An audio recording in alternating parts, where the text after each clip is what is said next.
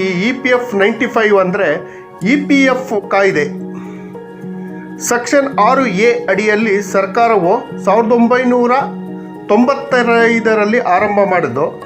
ಇದರ ಪ್ರಕಾರ ನಿವೃತ್ತಿ ಯೋಜನೆಗಳನ್ನು ಉದ್ಯೋಗಿಗಳು ಕೊಡುಗೆ ರೂಪದಲ್ಲಿ ತಮ್ಮ ಕೊಡುಗೆ ಹಾಗೂ ಕಂಪನಿಯ ಕೊಡುಗೆ ಮತ್ತು ಸರ್ಕಾರದ ಕೊಡುಗೆಯನ್ನು ಸೇರಿಸಿ ಶೇಕಡ 8.33% ಆಗಿದೆ.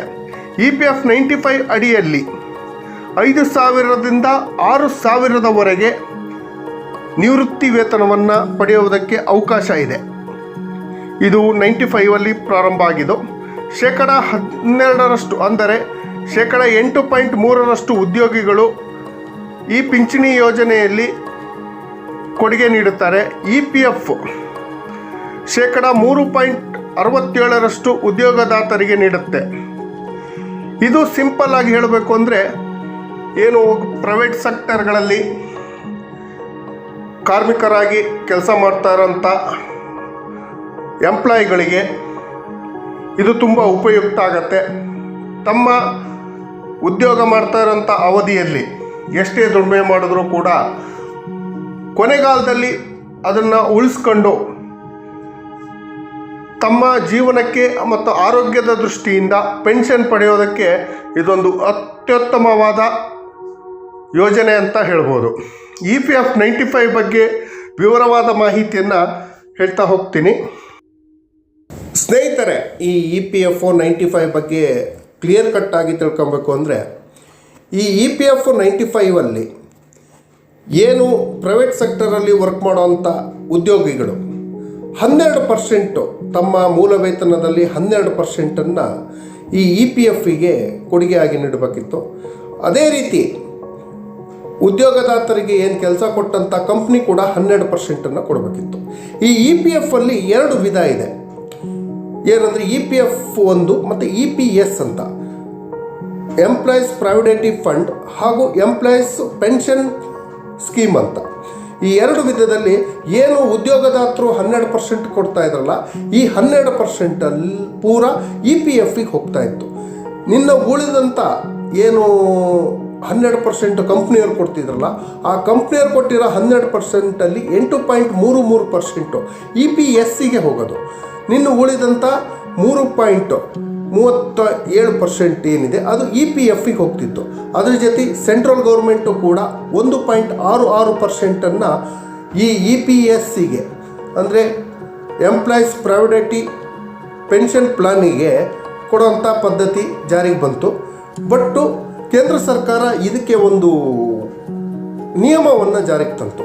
ಈ ನಿಯಮ ಏನು ಅಂದರೆ, ಏನು ಉದ್ಯೋಗಿಗಳಿದಾರಲ್ಲ ಆ ಉದ್ಯೋಗಿಗಳು ಎಷ್ಟೇ ಸ್ಯಾಲ್ರಿ ತಗೊಂಡ್ಲಿ ಆ ಸ್ಯಾಲ್ರಿ ಒಳಗೆ 6,500ಕ್ಕೆ ಮಾತ್ರ ಈ EPF ಮತ್ತು EPSನ್ನು ಮಾಡ್ಬೋದು. 6,500 ಸಂಬಳದಲ್ಲಿ 12% ಮಾತ್ರ ಪೆನ್ಷನ್ ಪ್ಲಾನಿಗೆ ಕ್ಯಾಲ್ಕುಲೇಷನ್ ಮಾಡ್ಬೋದು ಅಂತ ಒಂದು ಹೊಸ ಆದೇಶ ಮಾಡ್ತು. ಇದಾದ ಮೇಲೆ ಭಾರತ ಸರ್ಕಾರ 1996ರಲ್ಲಿ ಪ್ಯಾರಾ 11(3) ಅಂತ ಒಂದು ಅಮೆಂಡ್ಮೆಂಟನ್ನು ಆ್ಯಡ್ ಮಾಡ್ತು. ಈ ಅಮೆಂಡ್ಮೆಂಟಲ್ಲಿ ಈ ಹಿಂದೆ ಏನು ಉದ್ಯೋಗದಾತರ ಸಂಬಳದಲ್ಲಿ 6,500 ಸಂಬಳಕ್ಕೆ ಮಾತ್ರ 12% ಪೆನ್ಷನ್ಗೆ ಪ್ಲಾನಿಗೆ ಹಾಕ್ಬೋದು ಅಂತಿತ್ತು. ಆ ನಿಯಮವನ್ನು ತೆಗೆದುಹಾಕಿ ಉದ್ಯೋಗದಾತರು ಎಷ್ಟು ಸ್ಯಾಲ್ರಿ ತಗೊಳ್ತಾರೋ, ಬೈ ಚಾನ್ಸ್ ಈಗ 25,000 ತಗೊಬೋದು, 50,000 ತಗೊಬೋದು, 1,00,000 ತಗೊಬೋದು, ಆ ಒಟ್ಟು ಸಂಬಳದಲ್ಲಿ 12% ಪೆನ್ಷನ್ ಪ್ಲಾನಿಗೆ ಅಪ್ಲೈ ಮಾಡ್ಬೋದು ಅಂತ ಹೇಳ್ಬಿಟ್ಟು ಒಂದು ಹೊಸ ನಿಯಮ ತಂತು. ಇದಕ್ಕೆ ನೌಕರರಿಗೆ 6 ತಿಂಗಳ ಕಾಲ ಅವಕಾಶ ಕೊಡ್ತು. ಈಗ ಹೈಯರ್ ಪೆನ್ಷನ್ ಪ್ಲಾನಿಗೆ ಯಾರಾದರೂ ಹೋಗೋರಿದ್ದರೆ 6 ತಿಂಗಳೊಳಗೆ ಜಾಯ್ನ್ ಆಗ್ಬೋದು. ಅಥವಾ ಹಳೆ ಪೆನ್ಷನ್ ಪ್ಲಾನು ಅಂದರೆ 6,500ದಲ್ಲಿ 12% ಮಾಡಿಸ್ಕೊಳ್ತೀರೋ ಅಥವಾ ಆ್ಯಕ್ಚುಲ್ ಸ್ಯಾಲ್ರಿ ಒಳಗೆ 12% ಮಾಡ್ಕೊಳ್ತಿರೋ ಅಂತ ಹೇಳಿ ಒಂದು ಆಪ್ಷನ್ ಕೊಡ್ತು. ಈ ಆಪ್ಷನನ್ನು ಉಪಯೋಗಿಸ್ಕೊಂಡು ಕೆಲವರು ಹೈಯರ್ ಪೆನ್ಷನ್ ಪ್ಲಾನನ್ನು ಮಾಡ್ಕೊಂಡ್ರು, ಕೆಲವರು ಮಾಡ್ಕೊಳ್ಳಲಿಲ್ಲ, ಕೆಲವರು ಹಳೆ 6,500ಕ್ಕೆ ಪೆನ್ಷನ್ ಪ್ಲಾನನ್ನು ಮಾಡ್ಕೊಂಡ್ರು. ಇದಾದ ನಂತರ ಕೇಂದ್ರ ಸರ್ಕಾರ 1995ರ ಈ ಕಾಯ್ದೆಗೆ 2014 ಸೆಪ್ಟೆಂಬರ್ 1ರಂದು ಒಂದು ತಿದ್ದುಪಡಿ ತಂತು. ಈ ತಿದ್ದುಪಡಿ ಇಲ್ಲಿ ಏನಿತ್ತು ಅಂದರೆ, ಈ ಹಿಂದೆ 1996ರಲ್ಲಿ ಪ್ಯಾರಾ 11(3) ಅಮೆಂಡ್ಮೆಂಟ್ ಹಾಕಿ ಆ್ಯಕ್ಚುಯಲ್ ಸ್ಯಾಲ್ರಿಗೆ 12% ಪೆನ್ಷನ್ ಪಡೆಯೋದಿತ್ತಲ್ಲ, ಅದನ್ನು ತೆಗೆದುಹಾಕಿ ಈ ಹಿಂದೆ ಇದ್ದಂಥ 6,500 ಪೆನ್ಷನ್ 6,500ರಲ್ಲಿ 12% ಏನು ಪೆನ್ಷನ್ ಇತ್ತಲ್ಲ, ಅದನ್ನು ಲಿಮಿಟನ್ನು 15,000ಕ್ಕೆ ಹೆಚ್ಚಳ ಮಾಡಿ ಆದೇಶ ಹೊರಡಿತು. ಹೀಗೆ 2014 ಸೆಪ್ಟೆಂಬರ್ 1ರಂದು ಒಂದು ತಿದ್ದುಪಡಿ ತಂತು. ಈ ತಿದ್ದುಪಡಿ ಇಲ್ಲಿ ಏನಿತ್ತು ಅಂದರೆ, ಈ ಹಿಂದೆ 1996ರಲ್ಲಿ ಪ್ಯಾರಾ 11(3) ಅಮೆಂಡ್ಮೆಂಟ್ ಹಾಕಿ ಆ್ಯಕ್ಚುಯಲ್ ಸ್ಯಾಲ್ರಿಗೆ 12% ಪೆನ್ಷನ್ ಪಡೆಯೋದಿತ್ತಲ್ಲ, ಅದನ್ನು ತೆಗೆದುಹಾಕಿ ಈ ಹಿಂದೆ ಇದ್ದಂಥ 6,500 ಪೆನ್ಷನ್ 6,500ರಲ್ಲಿ 12% ಏನು ಪೆನ್ಷನ್ ಇತ್ತಲ್ಲ, ಅದನ್ನು ಲಿಮಿಟನ್ನು 15,000ಕ್ಕೆ ಹೆಚ್ಚಳ ಮಾಡಿ ಆದೇಶ ಹೊರಡಿತು. ಆ್ಯಕ್ಚುಯಲ್ ಸ್ಯಾಲ್ರಿ ಎಷ್ಟೇ ತಗೊಳ್ತಾ ಇರ್ಬೋದು, 1.5 ಲಕ್ಷ 2 ಲಕ್ಷ 3 ಲಕ್ಷ ಎಷ್ಟಾರು ತಗೊಂಡ್ಬೋದು. ಆದರೆ ಅವರು ಪೆನ್ಷನ್ ಬೇಕು ಅಂದರೆ ಅವರ ಸ್ಯಾಲ್ರಿ 15,000ಕ್ಕೆ ಮಾತ್ರ, 15,000ದಲ್ಲಿ 12% ಪೆನ್ಷನ್ ಫಂಡ್ EPSಗೆ ಹಾಕ್ಬೋದು ಅಂತ ಒಂದು ಕಾಯ್ದೆಯನ್ನು ತಿದ್ದುಪಡಿ ತಂತು. ತಿದ್ದುಪಡಿ ನಂತರ 1996ರಲ್ಲಿ ಪ್ಯಾರಾ 11(3) ಪ್ರಕಾರ ಆ್ಯಕ್ಚುಯಲ್ ಸ್ಯಾಲ್ರಿಗೆ ಪೆನ್ಷನ್ ಮಾಡೋಕ್ಕೆ ಅವಕಾಶ ಕೊಟ್ಟಿದ್ರಲ್ಲ, ಅಂಥವರಿಗೆ EPF 95ನಲ್ಲಿ ಪೆನ್ಷನ್ ಪ್ಲಾನ್ ಮಾಡಿದಂಥವರಿಗೆ ಮತ್ತು 2014ಕ್ಕಿಂತ ಮುಂಚೆ ರಿಟೈರ್ಡ್ ಆದಂಥ ನೌಕರರಿಗೆ, ಅಂಥವ್ರು ಯಾರು ಫಸ್ಟು ಜಾಯಿಂಟ್ ಆಪ್ಷನನ್ನು ಯೂಸ್ ಮಾಡ್ಕೊಂಡವರು ಅಥವಾ ಯೂಸ್ ಮಾಡ್ಕೊಂಡೇ ಇರೋವಂಥವ್ರು, ಏನು 96ಅಲ್ಲಿ ಆ್ಯಕ್ಚುಯಲ್ ಸ್ಯಾಲ್ರಿ ಮೇಲೆ ನಿಮ್ಮ ಪೆನ್ಷನನ್ನು ಹೈಯರ್ ಪೆನ್ಷನನ್ನು ಅಪ್ಲೈ ಮಾಡ್ಕೊಬೇಕು ಅಂತ ಹೇಳಿ ಆಪ್ಷನ್ ಕೊಟ್ಟಿದ್ರಲ್ಲ, ಆ ಜಾಯಿಂಟ್ ಆಪ್ಷನನ್ನು ಯಾರ್ಯಾರು ಉಪಯೋಗಿಸ್ಕೊಂಡು ಅದು ಅಂಗೀಕಾರ ಆಗದೇ ಇರೋವಂಥವ್ರು 2014 ಸೆಪ್ಟೆಂಬರ್ 1ಕ್ಕಿಂತ ಮೊದಲು ರಿಟೈರ್ಡ್ ಆದಂಥ ಎಂಪ್ಲಾಯೀಸ್ಗಳಿಗೆ, ಅಂಥವರು ಈ ಹಿಂದಿನ ಹೈಯರ್ ಪೆನ್ಷನ್ ಆಪ್ಷನನ್ನು ಪಡೆಯೋದಕ್ಕೆ ಕೇಂದ್ರ ಸರ್ಕಾರ ಅವಕಾಶವನ್ನು ಮಾಡಿಕೊಡ್ತು.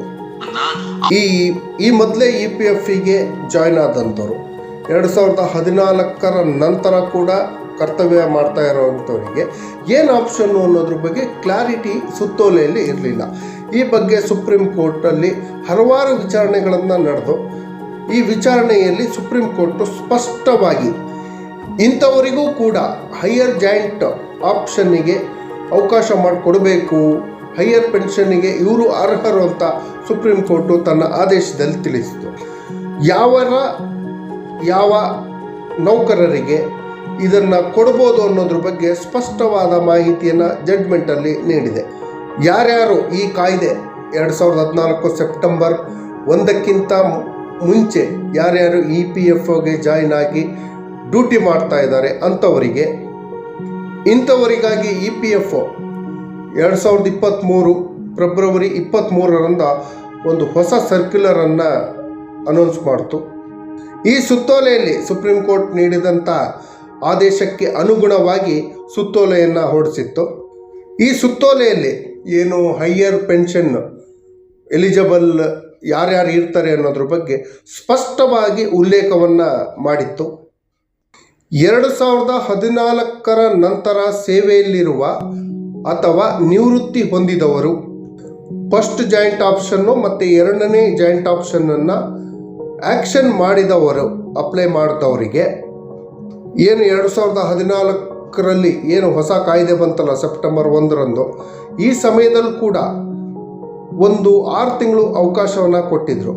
ಈ ಅವಕಾಶವನ್ನು ಅಪ್ಲಿಕೇಶನ್ ಹಾಕಿದಂಥ ನೌಕರರಿಗೆ ಮತ್ತೆ ರೀಜ್ನಲ್ ಕಮಿಷನರ್ EPFO ಅವರ ಮುಂದೆ ಹೋಗಿ ಅಪ್ಲೈ ಮಾಡೋಕ್ಕೆ ಅವಕಾಶವನ್ನು ನೀಡಲಾಗಿತ್ತು.